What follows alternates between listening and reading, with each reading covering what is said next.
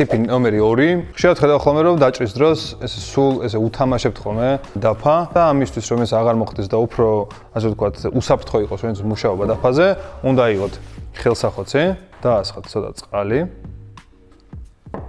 და დააფაროთ. და ნახავთ რომ აღარ დადის აკეთიკით. ტიპი ნომერი 3. სათლელს ბევრად უფრო მეტი დანიშნულება აქვს ვიდრე მხოლოდ თლა.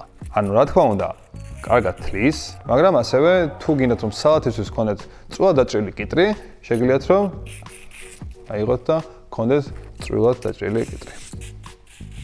ესეც კიტრი. ესე იჭრება ნებისმიერ რამე, რაც არის ესეთი მოგრძო ფორმის. ეხლა ტიპი ნომერი 4. შეიძლება ყველა თქვენგანს რა გქონდეთ მიკროპლეინი, რომელიც ძალიან გამოსადეგარი რაღაც არის და ძალიან ხშირად ვიყენებთ ხოლმე ამას ცედრის გასაკეთებლად. ვისაც მიკროპლეინი არ გაქვთ, შეგიძლიათ იხმაროთ სახეხი. მაგრამ ძალიან ბევრი ცედრის გასაკეთებლად ხმარობს ხოლმე ამ მხარეს, რომელიც არის ხორკლიანი მხარე და არ უნდა იხმაროთ ეს, უნდა იხმაროთ წვრილი პირები. ნახავთ, რომ ბევრად მარტივი არის ამ დროს ზესტის გაკეთება. ეხლა კი მომდევნო ტიპი ნომერი 5. თუ მოგეპოვებათ სახლში ესეთი პილპილი საფქვავი, უფრო მეტი მოუდი აქვს, რომ დავქვათ პილპილი. თუ ძალიან მოუჭერთ ამას, პილპილი იქნება უფრო წმინდა. რაც უფრო მოუშვებთ, უფრო მსხვილად ფქვავს პილპილს. ეს არის ძალიან მოჭერილი, რომელიც არის ძალიან წმინდა.